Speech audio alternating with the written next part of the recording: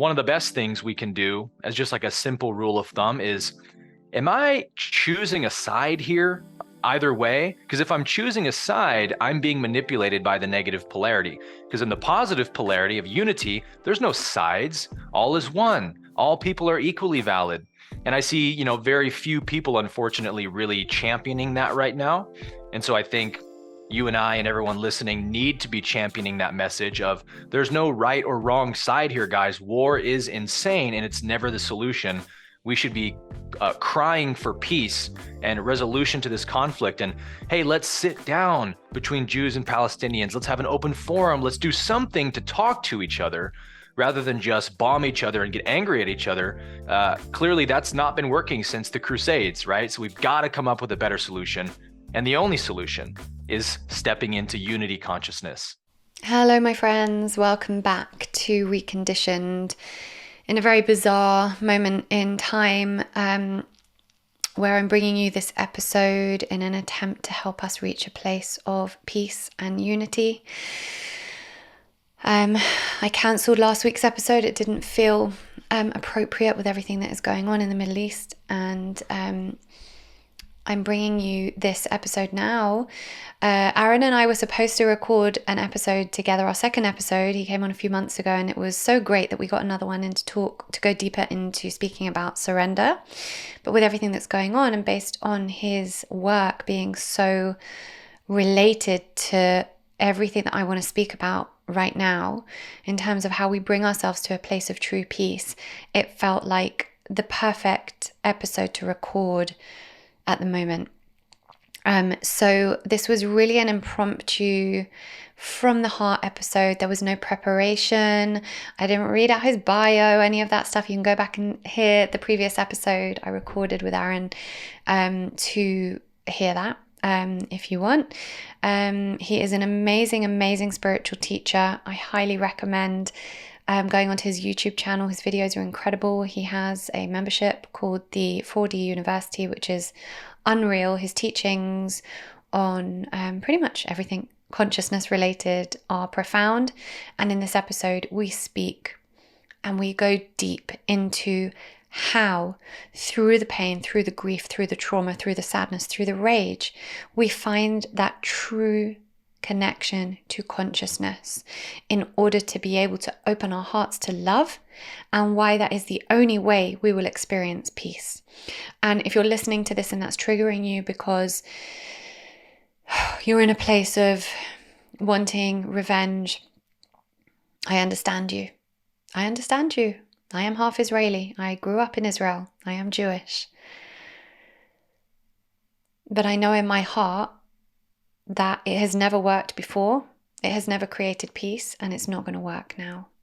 And if we want to be of service to people suffering, and we want to be of service to the collective and to the advancement of the collective and to the world that we want to leave our children, then we all have a responsibility to raise our vibrations to the love frequency. So please listen to this episode and listen to us talking about how and why we do that, even through a deep state of grief and fear and sadness.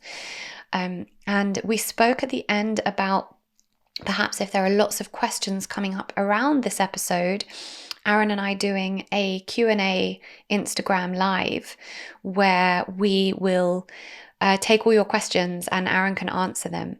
So if you have a question based on what we've spoken about in this episode, or you want us to go deeper into something we spoke about, or something's triggered you and you want a deeper understanding on whatever the question is, send it to support@laurenvakneen.co.uk and we will get a date in to organize this Instagram live and answer all your questions. For anyone suffering right now, which to be fair is most of us, the collective, there's a deep collective grief right now. But whoever you are, if you are suffering and you are feeling this deep grief that I've been feeling for the last 2 weeks, I am sending love to you. I am here for you. I am here to do what I can to serve in the small way that I can right now, which is to help us come back to love. And yeah, I don't think there's anything else to say. Just to know that I feel you, I'm with you. I feel your pain, and We're in this together. Okay. I am going to let you get on with this episode with Aaron Abke. Love to you all.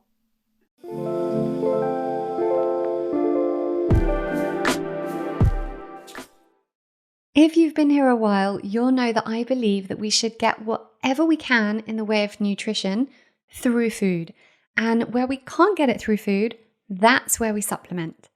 Now, in order to get myself from disabled to completely able-bodied, I had to be really specific and well-researched when it came to supplements, which is why I've been using Amrita Nutrition for the past decade, more than decade actually, to buy pretty much 95% of the supplements I take and recommend. Now, Amrita stock the highest quality brands using the highest quality non-synthetic ingredients. Most of these brands couldn't even be bought in the UK when I started taking them years ago, so Amrita have made it super easy and accessible. And the other great thing about Amrita is they offer personal support. So if you're not sure of which supplement to order, you can call them and they'll advise you. Now, they're usually a practitioner-only stockist, but you can buy supplements from Amrita now using practitioner invite code Lauren, which will get you 10% off all supplements. And once you set up an account, that 10% will be applied to every order. I've gone ahead and created a collection of all my favorite supplements with Amrita to help you out with it, which you can find in the show notes or on my website by typing in Amrita. Otherwise, just visit amritanutrition.co.uk and use code Lauren for 10% off. Thank you so much to Amrita for continuing to support our mission here at Reconditioned.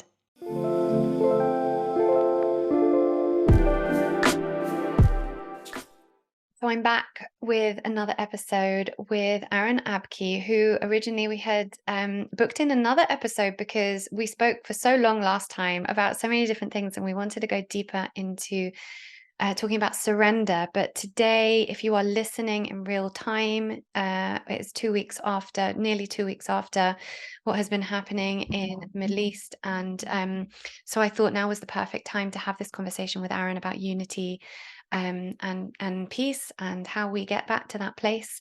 And so welcome, Aaron. Thank you for joining me again. Thank you so much for having me back on, Lauren. Pleasure to be with you. Yeah, I think you are pretty much the perfect person for this conversation. We were just saying before we started recording that we were meant to record last week and a whole series of events happened with you. And also I wouldn't have been able to show up in the way I want to because I was pretty broken from all the events. And I haven't recorded an episode since everything's happened. So to preface for anyone listening, anyone who doesn't know, I am Jewish. I am half Israeli. I grew up between here and Israel. And all I want is peace and freedom and to find a way to help us connect to that. And the reason I was broken is because we have personal family friends who have been kidnapped, murdered, other horrendous stories, which I'm not going to go into now. Anyone who follows me on Instagram would have seen them. And also there is so much nuance and so much. I spent 5 days being broken and then spoke to my spiritual coach and my shaman and got a deep reminder of the truth of who I am, the truth of all that is, what we're here to achieve and what is beyond all this grotesque non-humanity and Insanity. And it's been probably one of the hardest things I've ever had to do, to pull myself away from the humanness of that and try and spend my time and focus my energies on raising my vibration to love. I truly believe that we can't heal this without love, and that all of us, however helpless, and we all feel helpless, right? We're doing what we can, where we can, and yet we all feel helpless. But the way that we can be of service is by raising our vibration to love, because energy transmutes, and the more that we transmute that, any energies we feel, any it's not that we don't have to feel our grief. I'm deeply feeling my grief and processing it as We much have as to I feel our can. grief. Yeah. And I'm trying to process it as much as I can among the many layers that are making it hard to do that, the hostages aren't back. There's so many civilian casualties. We're now Mhm. facing anti-Semitism here. So like we don't feel safe. So there's so many layers to this grief that it's hard to process. But what I'm saying before I hand over to you and stop babbling is that Mhm. though I do believe we have to process our grief at the same time. And again, we can hold those two things simultaneously. We also have to be raising our vibration, because without emanating that vibration, that love vibration, that, deeply from the heart and opening our hearts, how will we ever find peace? Like we have to share that, and even imagine ourselves sending that out to terrorists, to the people who are causing this, who are higher, whatever. And so I just like, that's where I am. And I know that you are in the same place, and that all your teachings basically come down to that. So I'd love for you, as the expert on this, to really take anyone listening through why we need to do that, how we do that, what the purpose of it is, non-duality, all the stuff you speak about that is just so poignant right now. Mhm. Well, thank you for sharing your reflections and insights on everything that's transpiring, from the perspective of a Jewish woman. Um, I actually do have, I think, a 16th Jewish as well. I believe Ashkenazi. Not that that really changes or alters my opinion on anything, but like, we can all feel the solidarity, whether for Palestinian people or Jewish people, what it must be like to be living in such a war-torn, chaotic, insane environment for so long. And in the West, I think we've kind of turned a blind eye to the Middle East because we ourselves are so sick and nauseated from hearing about Middle East wars, oil wars, Afghanistan, Iraq, Iran. We just don't want to hear about the Middle East over here. But it's like those are our brothers and sisters who are desperately in need of our love and support. And Mother Gaia is kind of forcing the West to pay attention to the Middle East, because really it feels like the whole world is looking at the Middle East, right? And saying, hey, this is, in a sense, this is where civilization likely began millions of years ago, human civilization. We have the biblical narrative, right, in Genesis of the Garden of Eden, which most scholars and historians purport was somewhere in the Middle East, at least, right? Whether in Egypt between the two rivers or whatever. But this is like the origin point of humanity. And so, in a way, it bears the scars of humanity's separation consciousness more heavily than anywhere else in the world. And so, as I've been watching not only what's been transpiring in the Middle East, but the discussions and the side choosing of people in the world, it's like here it is. This is why unity consciousness is the most important thing for us to focus on and move towards and strive to embody in ourselves. Because when everything's going well, or at least when everything's not falling to pieces, unity consciousness isn't all that sexy to most people. It's like, oh, sounds good. Love and light, hippie stuff, cool, yeah, whatever. And Mm. then as soon as disaster strikes, everyone switches to this, what do we do? Who can save us? How do we get out of this mess? And we come back and say, unity consciousness is your only savior. And now, here's the blessing in disguise, of which there always is a blessing within the shadow, is that unity consciousness, awakening to unity, oneness, love, kindness, compassion are now becoming very sexy, aren't they? And that's Can I the, also just interject? yeah, I want to please. let you carry on, because everything you're saying, I can't wait to hear the rest. But just also the nuance there is that it's like that thing of, you can be spiritual when everything's going well, and you can be doing your yoga Yeah. and your sound baths and your meditation and, preaching love and light. But the idea of also, yes, it might be sexy now, but it's also much harder to be in that place of unity. A lot of people I know are very, very angry, and they're like, how are you just, talking about love right now and unity? Like, you need to be angry, you need to be rageful. And so it's actually interesting also that we have that nuance to it, that now is the time to really test how deeply into your spiritual practice Yep. you are, how deeply you are connecting to the capital S self. Yep. How embodied are you? Right. Yeah. And that's to that point. This is no judgment on anybody, but just what I have witnessed and what I've observed, over the last few weeks, has surprised me a lot in terms of whether it's spiritual leaders or friends who are spiritual influencers, even, very well respected public philosophers like Jordan Peterson. I've been shocked at some of the side taking and justification for war people have been making, where you would think we've learned this lesson by now, right? That calling for war and calling for violence never solves a problem. It just it compounds the problem.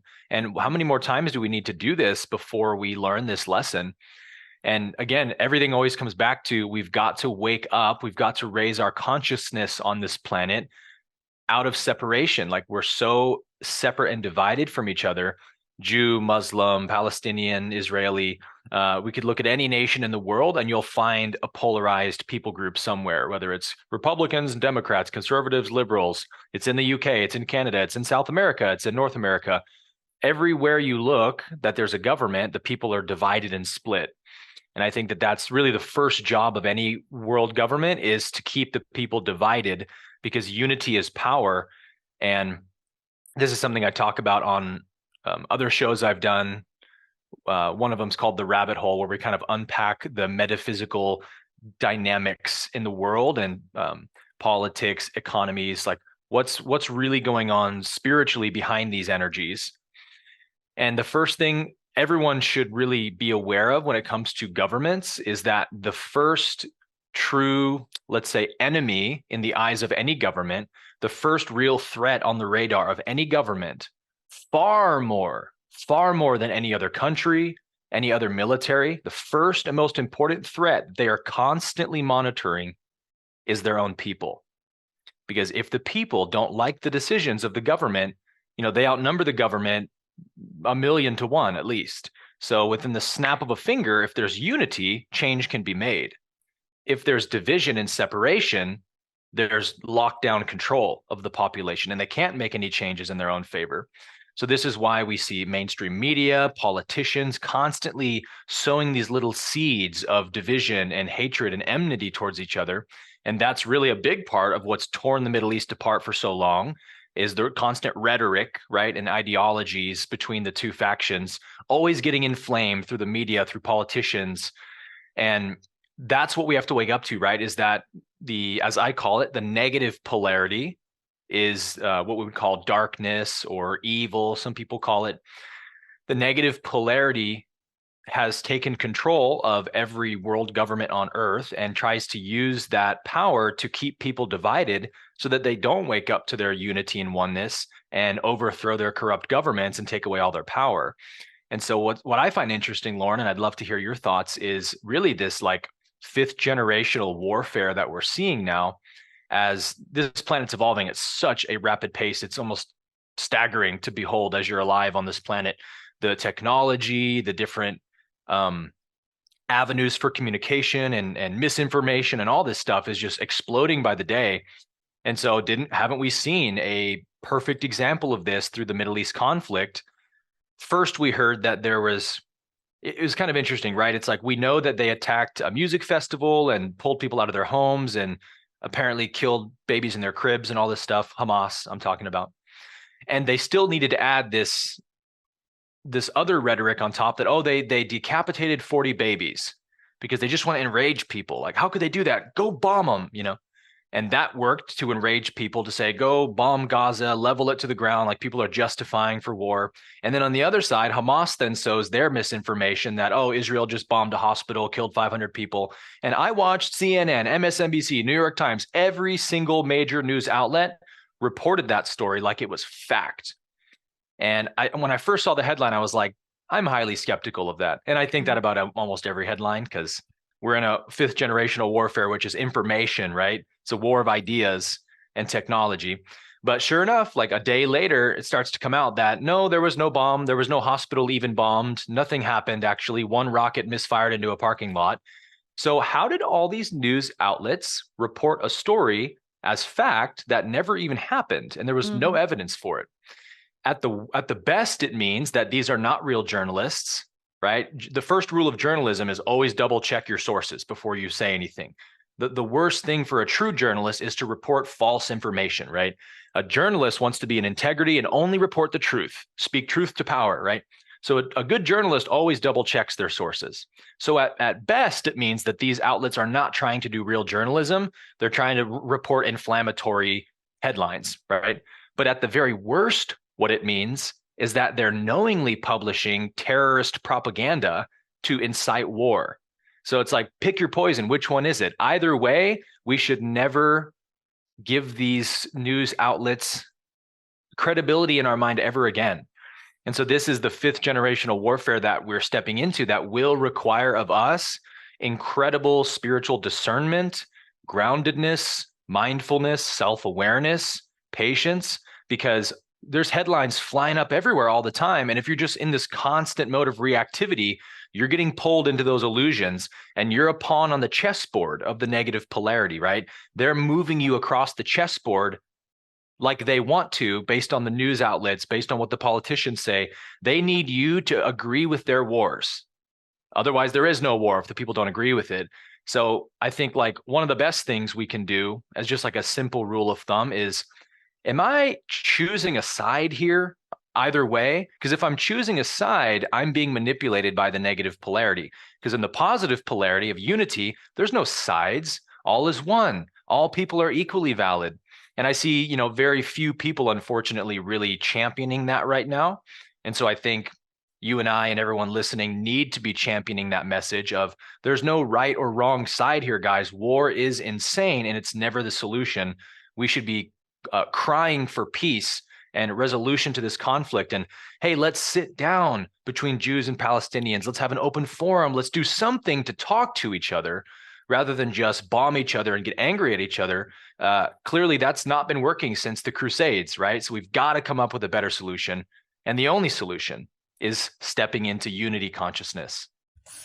Fun fact, humans take in more information in one day now than they did in their entire lives in the 1700s. No wonder we're overwhelmed. Our brains and bodies simply haven't evolved to manage this level of stress. And until that evolution happens, if we want to be well in mind and body, we need things that help alleviate this stress. For me, one of the key tools in my daily wellness toolkit that does this is the Sensate. And if you've been here a while, you'll know how genuinely obsessed I am with this product. It is a piece of health tech that fits in the palm of your hand, and it basically sends infrasonic waves through the chest to activate the vagus nerve and calm the autonomic nervous system while you listen to the specially composed audio within the app. I usually use the Sensate for 10 to 20 minutes before I sleep to reduce cortisol levels, calm my brainwave states from the hectic day, and send me into a deep sleep. Clients or friends of mine who have a Sensate have told me that their sleep has never been so good. People who usually struggle with sleep just wake up in the same position they went to sleep in. Everyone needs a Sensate, in my opinion, and I particularly recommend it to anyone who suffers from overwhelm or anxiety, and anyone who wants to deepen their meditation practice. And you can get £30 off the Sensate by visiting getsensate.com and using code Lauren30. That's GETSENSATE.com, Lauren30. Thank you so much to Sensate for supporting our mission here at Reconditioned. And by the way, when that's happened, when there's organizations that bring together Israeli and Palestinian women who have lost children as a result of this conflict, like not just this particular today, like these last few weeks, but the Israel-Palestine conflict. And when mothers unite in their grief and in their love, amazing things happen, which is why I'm reaching out to women right now to open their hearts, because I'm seeing so much rage. And I get it. Like, we can hold that place for sacred rage, and no change is ever made without, some form of even in your journey or my journey towards healing, towards where we're at now. There had to be I had a rage towards the illness that I had, that there was as a result of a vaccine injury when I was a baby, and that propelled me into my journey. Yeah. And the further I got into that journey, the more I was able to connect to consciousness, and then was able to remove that rage. So what I'm saying is that it's okay for us to have that rage, but when we come together in unity, so you're saying, like, Israeli people and Palestinian people need to come together. And when that has happened, the most amazing things have come as a result of that. The most amazing healing has come as a result. A friend of mine, Daniela Rabbani, she actually does some activism for the Tel Aviv Institute. And it was only a few months ago, she was in Tel Aviv, excuse me, and hosted a panel or something, and she was introduced to Palestinian women and Israeli women who had lost children, and as a result of the conflict, and they talked and they hugged, and at the end of the day, a normal sane person wants peace, and Of course. it's only when, like you say, we are manipulated to believe that we need to be focusing on the war as opposed to the peace that this happens. Yes, there's always going to be nut jobs in the world, but it's even like, you and I were talking before about people, even who we know, influencers and, people in the health movement, the freedom movements, whatever, who are posting, all the stuff about the government did this and the government's that. And they keep justifying, but I'm not pro-terrorism. I'm not pro this. I'm not pro that. I'm just pro-freedom, or I'm, whatever. But by posting that constantly, we're still perpetuating that cycle of being in that place of war. That's not creating unity. It's been so hard for me to tear myself away from sharing a lot of the stuff I want to share. As a person who has personally lost people close to me as a result of this. My sister and her 3-year-old twins are living with us because they managed to escape. Her husband is now back there. We have many friends, cousins, family have been called to reserves, to the front lines. And let me tell you, for anyone listening who always wants to say, oh, it was a soldier, so it doesn't matter, like they're not civilians. Israeli men don't choose to go to the army. They just want, they're called up. And my friend's 19-year-old son was kidnapped, tortured, and murdered 13 days ago, and the pictures of his tortured body were sent to her. And let me tell you, he was not a 19-year-old boy thinking, yeah, I'm going to fight because I'm a fighter and I hate Palestinians. Yeah. He didn't have a choice. He had to go to the army, and he happened to be in the army. And now anyone else that's being called there is being called there because they don't have a choice. They feel that they have to do that to protect their children and their families. And so, there is so much nuance to everything. So again, when people are talking about civilians versus soldiers, what even does that mean? Soldiers, think these are people. Again, unity. Let's come back to the understanding. People are people. All these soldiers dying are also people. Their lives don't mean anything less than the babies that were kidnapped. Yeah. Or the civilian Palestinians who are, suffering right now, and the Palestinian mothers running through the streets that you'll see in the videos of with their babies. All life is life. And, from the perspective, and I do want to kind of give some credit, not credibility, but some, for Jewish people listening right now, who will be maybe angry at me for not being more angry. I want to tell you that I understand you. And it's not that I'm not angry. And it's not that I don't believe that the Jewish people have a right to a homeland. That's my homeland. That's the place where I have the best memories of my life, right? I feel so connected to Israel that it hurts my heart what's happening right now. And I've cried and not slept and not eaten for the past 2 weeks. It's not that I'm not with you on that. It's that, like you said, Aaron, how long are we going to take? How many more thousands of years is it going to take until we realize that wars do not solve anything? Yeah. And it's all good, me and you sitting here on a podcast talking about it.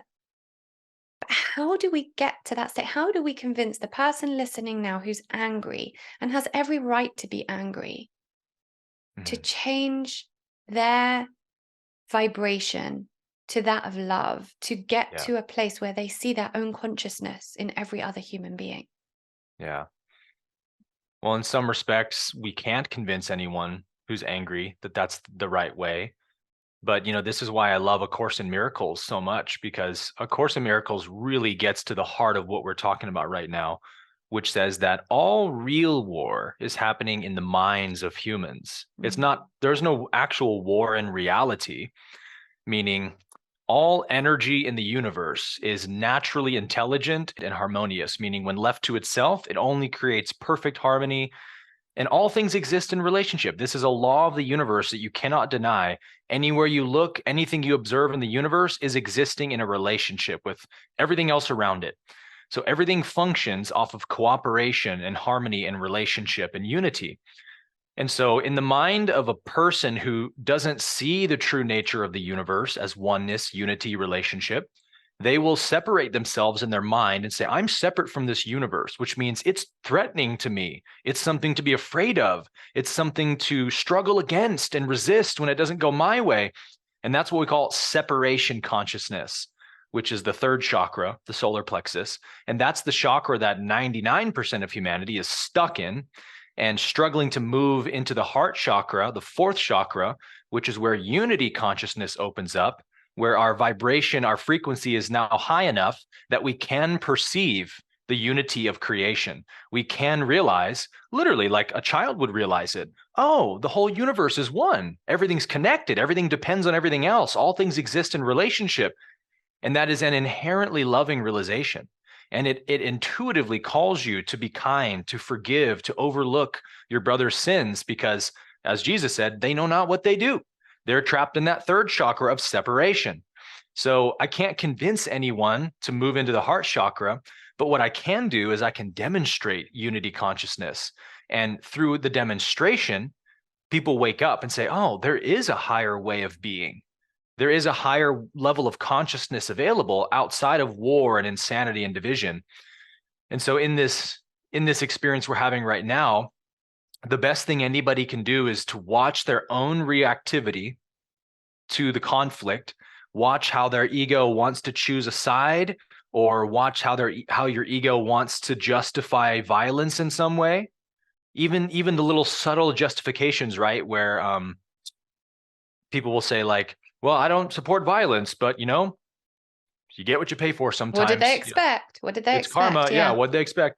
And even that's still part of you justifying it. So the war is in your mind. The conflict is in your mind because you have what's called a split mind, a mind full of separation consciousness. You see good people and evil people, and that's duality. That's what keeps the war going. So A Course in Miracles says we heal the world by healing our mind of all separation and realizing all is one. All beings are children of the eternal Father. All beings are my divine brothers and sisters. And so why do we strive for forgiveness rather than vengeance and retribution? Because vengeance, again, comes from separation consciousness, and it keeps the war alive. I mean, how many different terrorist factions, Islamic terrorist factions, have I seen in my lifetime alone? When I was a little kid, it was Al-Qaeda. They were the big bad guys on the block, and we're going to go snuff out Al-Qaeda. And we declared a war against Al-Qaeda and killed them all and bombed all the villages we could find them in, killing God knows how many innocent civilians. And then a few years later, it's this new faction called the Taliban. Now the Taliban's the big bad wolf on the block, and we're going to go kill them and bomb them into oblivion. Thousands more innocent civilians die. And then a few years later, ISIS. Now ISIS is the bad guy on the block. We're going to go kill ISIS. And we did. We got him. Violence wins. We got ISIS. Oh, now there's Hamas, and they're the new bad guy on the block. Do you see how it doesn't actually solve anything? Because all the violence you perpetuate creates more anger, more resentment in people. That creates new groups that come together to say, let's get revenge on those Jews or those Americans or whoever it is. And you always strengthen what you fight against in that way. So I think one of the big problems, Lauren, honestly, I've been thinking about this a lot. And one of the big problems with humanity not being able to evolve out of war consciousness, I think, is the fact that humans don't live very long. We live pretty darn short lives when you think about it. And I think if human beings even live to an average of 200 years old, we would see so much more peace on earth because people would be alive long enough to have lived through the last war, the last psyop, the last agenda, and been like, oh, I know this story. I know where this is going, not participating. But it's like, I think this is part of the reason why everything in our environment's heavily poisoned, right? Food, water, air, vaccines. They're just trying to get as much toxins in humans as possible because they don't want humans to live very long. because humans who live a long time gain a lot of wisdom, and they That's what I pass was just down going to that say. It's wisdom. like by the time we get to that place where we have that wisdom, our bodies aren't strong enough to keep us going. So we can't really even share in that wisdom or do any sort of, activism or anything to help kind of Yep. move us into this state of peace and consciousness because we're too sick to do it. We're too sick, and then we die, and then the next generation starts from scratch, and then the next psyop begins, the next communist takeover begins, the next war begins, and they've never seen it before, so they're like, oh, what's going on here? And they get sucked right into the plan again. Like, imagine if humans lived to be 1,000 years old. Mm. We'd be an enlightened civilization, most likely, because everybody would have lived through every single psyop and war and agenda you can think of, and will have learned their lessons, right? But because we live like 60, 70 years on average these days, that's another big strategy, I think, of the negative polarity, is keep the population sick, because not only does a sick mind, create more violence in the world, but they're not going to have the awareness to see our plans and agendas unfolding, especially this new 5th generational warfare. They're going to be too sick to even see it. And then they're going to die 60, 70 years old, and their kids will start from scratch. And we just keep rinse repeating generation by generation. Right. So And I then think we pass health is a big down. part of this. Oh, it's a massive part of this. And also we pass down, the trauma, that intergenerational trauma is passed from generation to generation. Now, if we lived Right. long enough to actually heal that trauma in ourselves before There we you needed to go. pass it on, then we wouldn't be perpetuating it. So, people who came out of the Holocaust, I know children and grandchildren, now obviously great grandchildren of Holocaust survivors.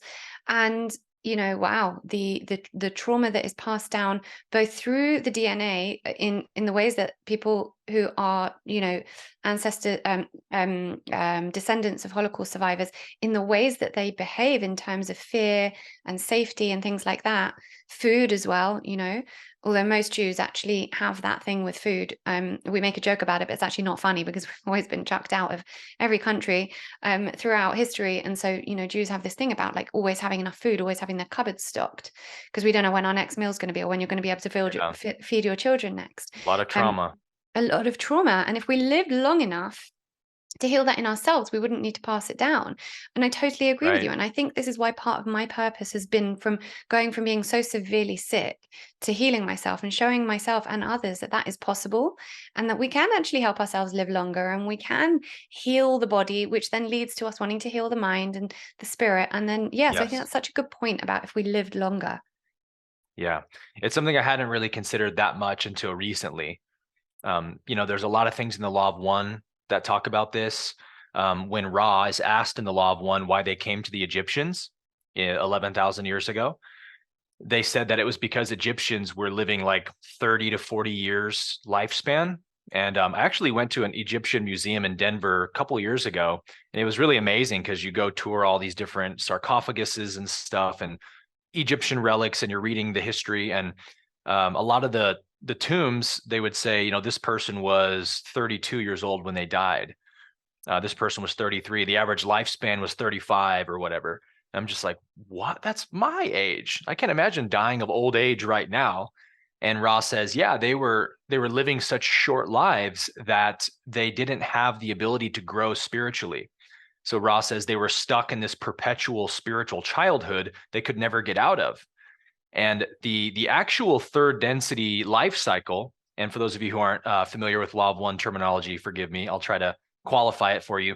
Third density is this density realm of Earth we're on, third chakra, right? We talked about. In third density, the average lifespan was intended to be by our sun, which created the archetypal rules and laws of our solar system. It was intended to be that third density humans would live about 1,000 years. 900 to 1,000 years. And interestingly, when you read the Old Testament, Genesis through Exodus, they talk about many beings long ago who lived to be 700, 900 years old. But Ra says, because the planet became very warlike and separate and divided, the frequency of the planet dropped and contracted. And so now the lifespan, because we are an extension of Gaia, right? Whatever her frequency is, will be our physical body's frequency. Mm-hmm. So if we want to lift her frequency, we have to lift our body's frequency to push her frequency up, right? We're one with her. So because we all went to war, we separated into tribes and we started declaring war on each other and killing each other. It dropped the frequency so much on the planet that the lifespan went to like 80 years, 100 years tops. And so now we're in a perpetual spiritual childhood because we don't live very long. And life is about catalyst and learning from your experiences. Like the whole reason a soul comes here is because this third density realm, planet Earth, is incredibly rich with spiritual catalysts for learning and for growth. The polarity here, the darkness and the light, we have to grapple with positive, negative polarities. It demands us to be awake and aware and present for our life and learning lessons in real time and healing and growing. And first of all, most people are enslaved to a 9 to 5 work week that doesn't allow them much free time to think about growth or process traumas. That's another negative polarity plan as well. And then we're so sick from all the fake food we eat, the poisoned water we drink, the poisoned air we breathe, that we're only living to be like 60 years old now, at least in the West here in America. And if Ra says that 30 years old is a perpetual spiritual childhood, is 60 years old that much better when we're supposed to be living to 1,000? So I think we're starting to see the lifespans gradually pick up in places like Japan and countries that are very aware of the toxicity of our world and keep that toxicity out of their population, and they strive to eat healthy. We're seeing a lot of people in like Japanese cultures and other cultures that are living to 120 on a regular basis. So I think as the Earth's frequency is now starting to pick up, we're going to see the lifespan of humans pick up, which I think will do more for our collective evolution than anything else will. Just literally living longer, right? Gaining more wisdom from life and being able to share that wisdom with more generations will have massive effects. But the downside is that as the frequency picks up towards fourth density, which again is heart chakra density, unity, it demands all the third density karma to get purged and healed out of the collective. And as you know, you only heal something by feeling something. You only heal it by feeling it. So it has to come up. The hatred, the violence, the rage, the war, the attack thoughts in your mind. You have to feel them and say, finally, I choose a different relationship with you. I will not give in to you and fuel you and make you worse and bigger, but I'm going to forgive you and love you and have compassion for what you feel. And when we bring that heart energy to the mind, forgiveness, compassion, unity, it depolarizes the negative energy in our frequency and turns it into positive energy. And so now we're more and more able to shine the light into the world. So again, I go back to the fact that it's okay to try to make change in the world. When you see wars, it's great to speak truth and all of that.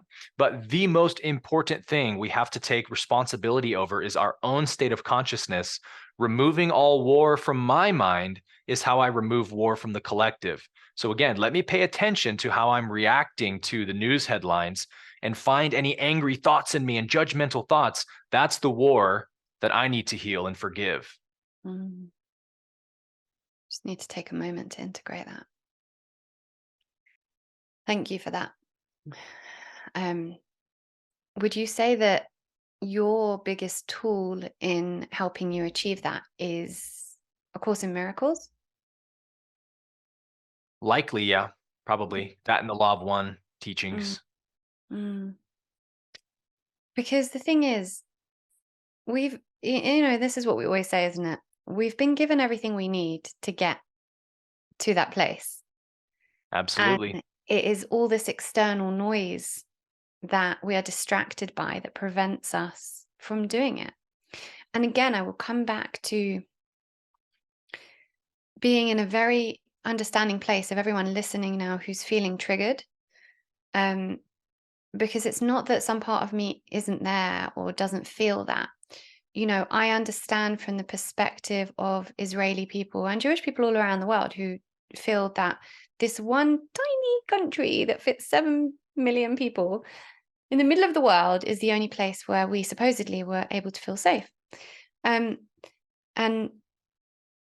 if something's threatening that, of course, I understand that. And also having lived there through wars and through bombs and through rockets and done all the hiding in bomb shelters, it's not like I'm removed from this, like a lot of keyboard warriors right now who are, calling for revenge or whatever it is they're calling for. I've lived through all of these things, and I understand, and I also believe that, we should have the right to somewhere where we feel safe, and to a homeland that we feel Mhm. um is, I don't even want to say ours. Let me go into the nuance of that in a second. But so I understand where that feeling of we have to do everything we can to defend ourselves comes from.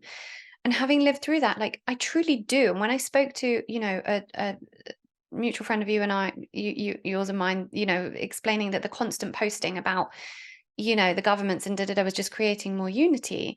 This is what I was saying. Like, you're not taking into account the feeling of real people living in this land, how deeply they feel towards, and also, like, just the humanity of people. And I'm not just talking about Israeli people. There, the humanity of the general standard everyday Palestinian people, the Palestinian mothers standing there cooking their meals for their Mhm. children, like the Israeli mother is doing, feeding their child. I'm not talking about the ones who have been brainwashed into, terrorism. I'm talking about the everyday people who want to love their children, raise their children, live a decent life. Millions of people. Right. And I'm exactly. And, so all this unity forgets the realness of that. And I understand, and I just want to keep reiterating that, we, of course, you're just like, do whatever it takes, because this is my homeland and I need to feel safe, and my children are in a bomb shelter, and Fight or you know flight. my whole family are there in bomb shelters, right? So Mhm. if I can't say this and be like, okay, but still we have to find unity, then, who else is going to say it? Mhm. It has to come from the most deeply affected people. Right. Healing only Absolutely. comes from a place, and this is what I always say to all my clients. Like, women come to me when they're in their energetic death, right? That's usually when they come, that deep rock bottom place, and from there we can rebuild.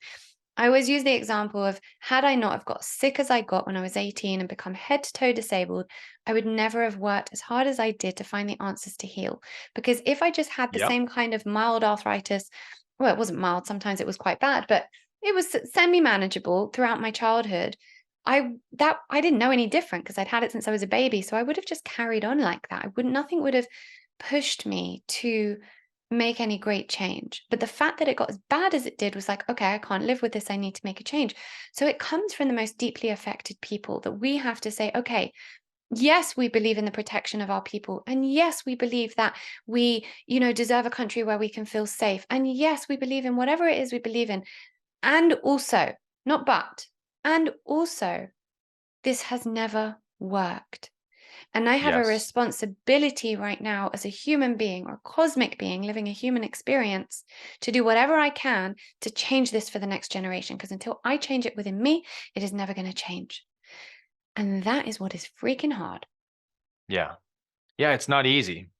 And we shouldn't pretend that forgiveness is easy, an easy practice. But it becomes easier the more you understand what real forgiveness is and what it's really saying. And this is one of the other amazing parts about A Course in Miracles, that it really unlocks forgiveness in terms of, like, what do we actually mean when we say to forgive?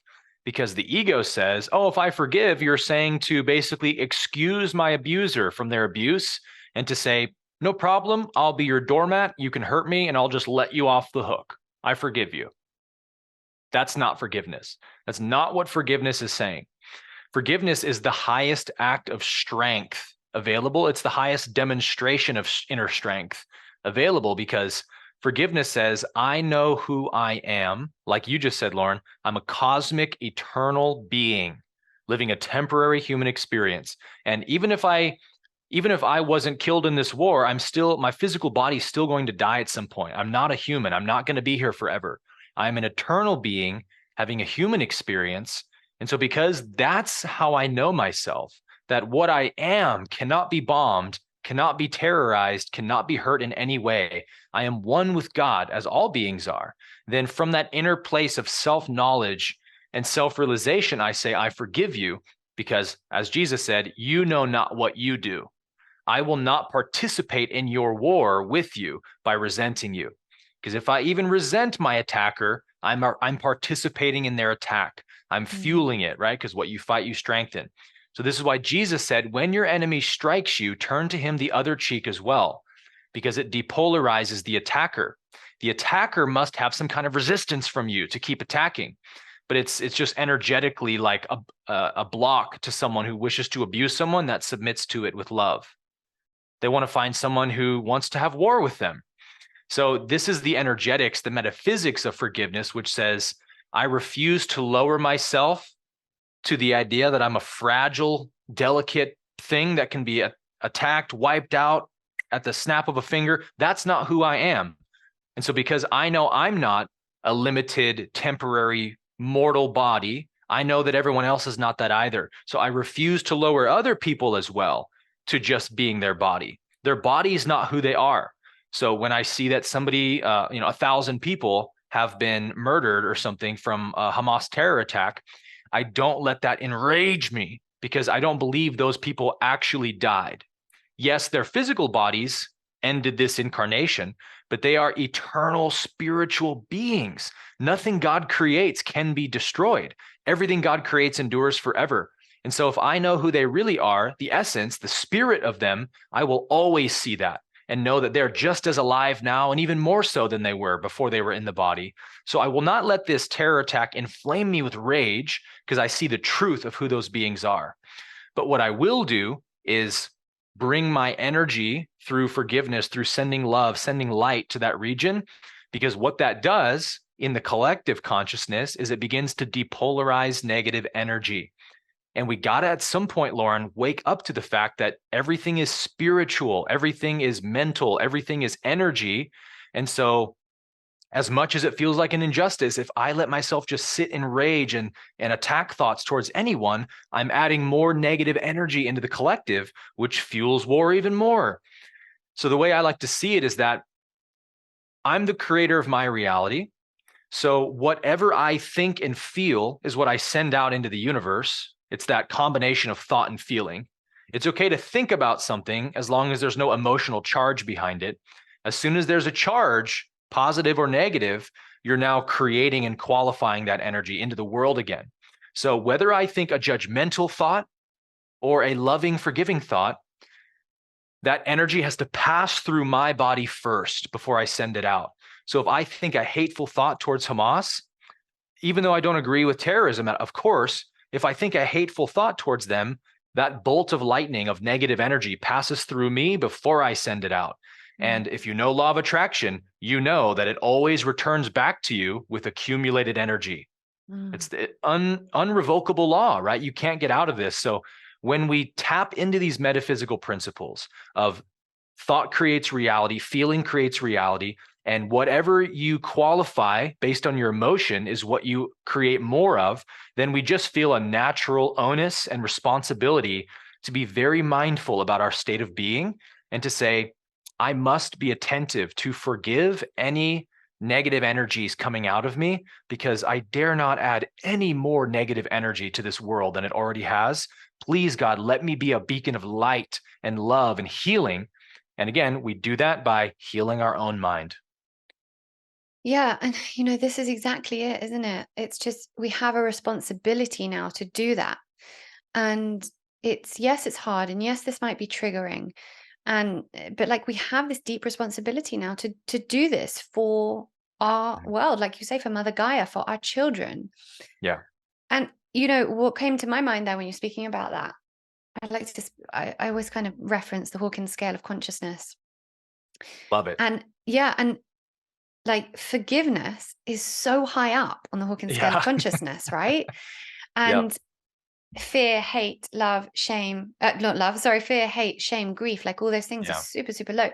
So, and I always love that acceptance, even acceptance is so close on the scale of consciousness to love, which shows us that even if we come to a place of acceptance, we are raising our vibration to be able to, like you say, emanate that from our bodies, as opposed to low vibrational frequency emotions like grief and hate and fear and all of those things, and rage and forgiveness is so high up.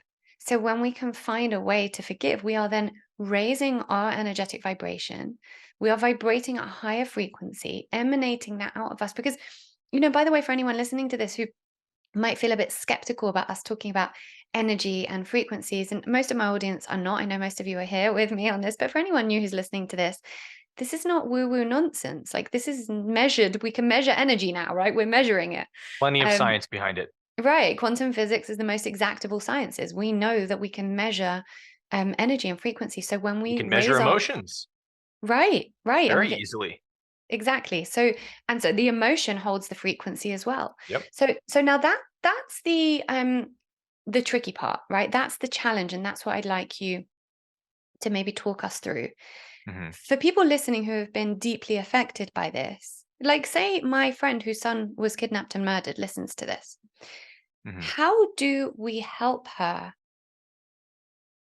get to that place of forgiveness, or at least be in a place of seeing what we're trying to talk about here? Because many people are going to be triggered by this, and I get that because it's super Yeah. triggering.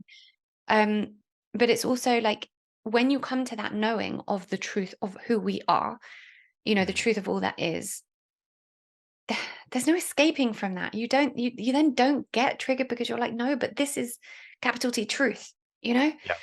So like, but how do we, for the person listening who is feeling triggered and is feeling that, how the hell am I going to project any forgiveness to these monsters? Hmm. How do they start? And I know you said you can't convince everyone. It's also not your job or my job to convince anyone. Yeah. But someone might be listening to this thinking, I want to do that. I truly do, but I don't know how. Yeah. Give me the perspective that can help me do that. Right. Well, this is why forgiveness is a very high frequency, as you said, because it only happens after we reach the heart level of love. Excuse me. And that on the Hawkins scale, it's from 0 to 1,000. So love is the 500 mark or above. And that's when we start getting into the fourth energy center. And so without true love, you can't forgive, because the heart chakra is the chakra of unity, right? You only truly forgive when you recognize all is one. And I would actually suggest anyone who wants to step more into this awareness to start watching near-death experiences on YouTube. Mm. It'll open your heart so fast, because every single one, I challenge you, you will not find a near-death experience that doesn't talk about watching their life review and realizing that life is about loving people, forgiving people, that they were far too, they put people out of their heart in life. They judged people. They were selfish. And when they see their life review, they're like, oh, life is all about love and unity. And I missed it. Please let me go back.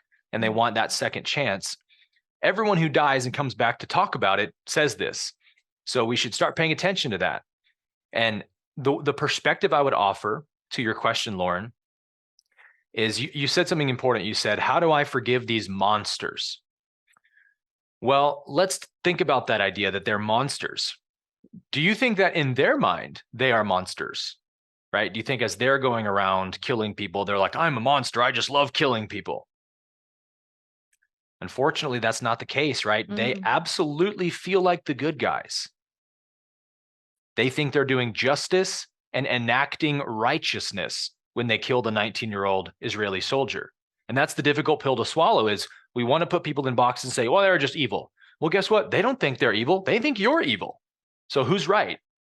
And from that perspective, we can start to understand forgiveness a little better immediately, I think. Do you not think that there is a part of them, though, and I have to interrupt you on this, that when they snatch a baby out of a car, or take a mother who's holding two babies to her chest, or rip a fetus out of a pregnant mother who's alive, there's not part of them that goes, screw this, yeah, I'm evil because they've led me to be evil, but they do believe that there is some bad in them, because I don't believe that they think that they are good.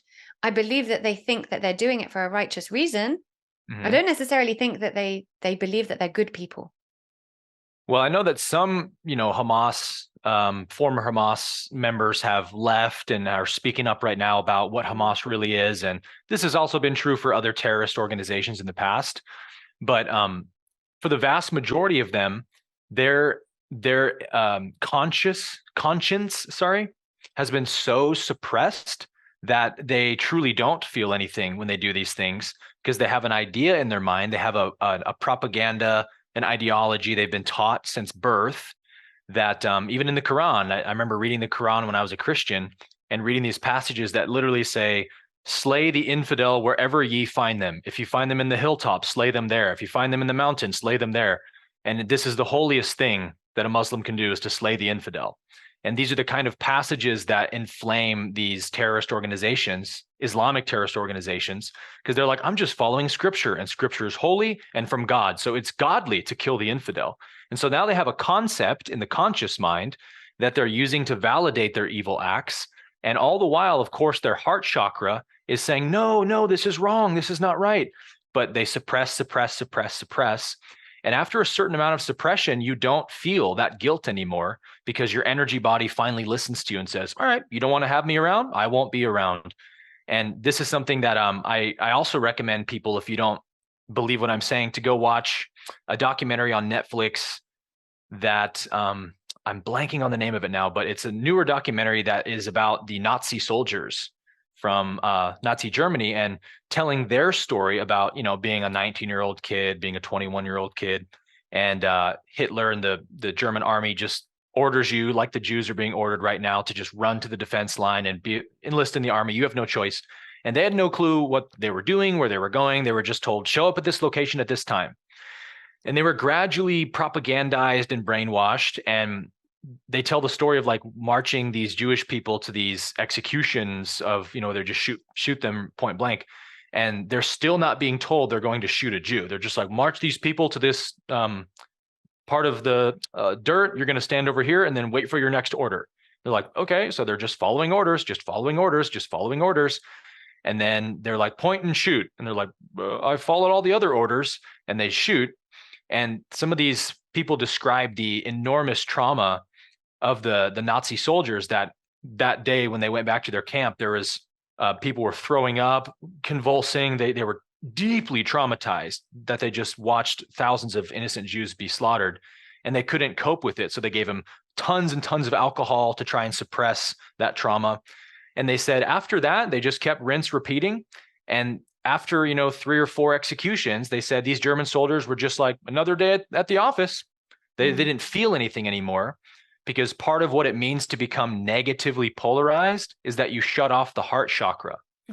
And Ra discusses this in the Law of One, that negatively polarized beings like extraterrestrials, more advanced beings in the universe, you can only get to the negative polarity by sufficiently shutting off the green ray, the heart chakra, so that you only have 6 chakras in activation rather than 7, because the negative being can't have any love in their heart. They can't have any unity consciousness, or they can't be negative. So it is absolutely possible to shut off the heart chakra with enough suppression. And I think whether it's Hamas, whether it's Nazis, anyone in history who does true unimaginable evil has shut off their heart chakra, because if it was fully open and sensitive, they would never be able to keep carrying these things out, right? They have to suppress that subconscious intuition of what is right versus what is wrong. So I'm definitely not saying that these Hamas, terrorists are not feeling anything that they're not suppressing. I think an enormous amount of suppression has to go on to justify their acts, but it's because of the conscious mind's ideology and propaganda. We know you can literally convince a human being of anything if you repeat it enough times, that consciously they believe what they're doing is righteous, and they'll tell you that it is. You can watch interviews with them on these videos they're putting out, like, we are the holy, righteous soldiers of Allah. Like they believe that in their mind. So that's the first basis of forgiveness, is to realize that although I see them as an evil monster, they don't see themselves as an evil monster. They think they're doing something right. So even just from that basis, I can say, forgive them, Father. They know not what they do. Ooh, yeah. So much truth. So much truth. I think it's a good place to wrap up, because I think it's a lot of information and a lot of stuff for people to wrap their heads around. Yeah, certainly. I personally haven't seen much or heard much of this sort of rhetoric around people who are truly personal to it. So it might be that this is the first time people listening to this have heard anything like this in relation to the situation we're managing now. And I don't want people to feel overwhelmed. I think we need to maybe take this knowledge, this information, and see what we can do to help integrate it into our hearts. Yeah. And I don't know about you. I'm sure you are, because I know you're super active and engaged on social media, but I'm open to questions if people want to reach out based on this Certainly. episode and ask us. I've obviously put your details in the show notes. I know you're at Aaron Abke on Instagram. Mhm. And yeah, if you're listening to this and you are feeling a whole host of emotions and you have questions, please, get in touch with us and let's have this conversation. But, most importantly, let's open up this conversation to bring us closer, even if it feels confusing, even if it feels difficult. Let's bring ourselves closer to love, because only love can create peace. Absolutely.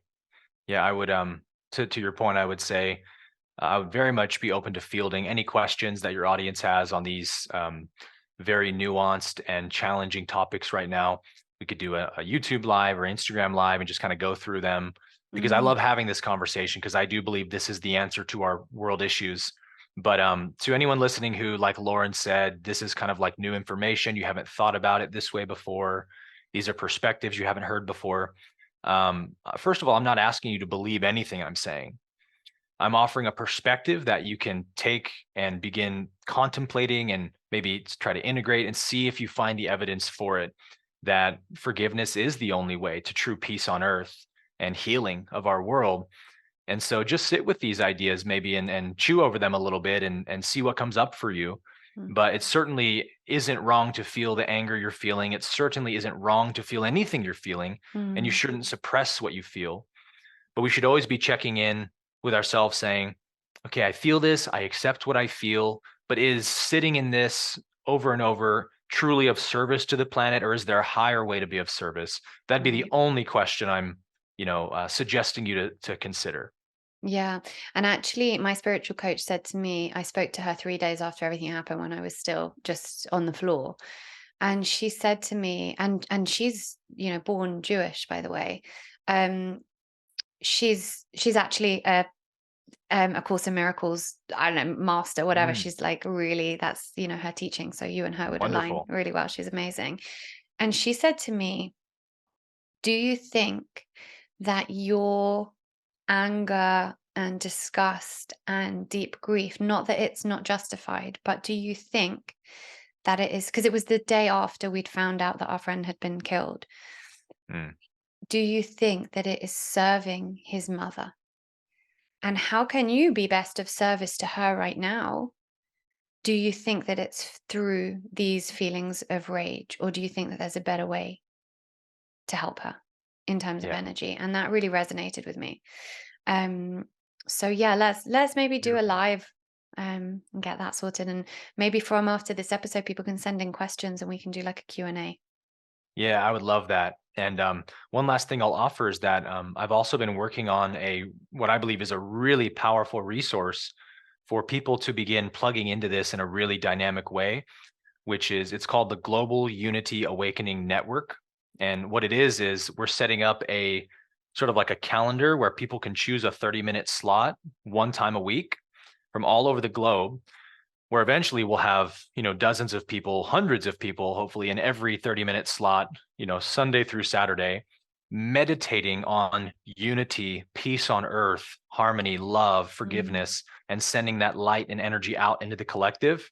And I think when enough of us, thousands of us, start doing this regularly, we're going to start seeing so much change on this planet for the light.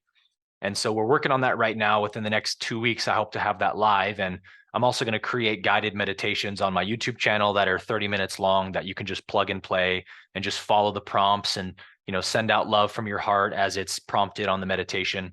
Or you can just do it on your own, however you want to do that. But to have a global network of people that 24/7 around the clock we're meditating on world unity, I think is the most important thing we can do right now. oh, I love that. What an initiative. Thank you, Aaron.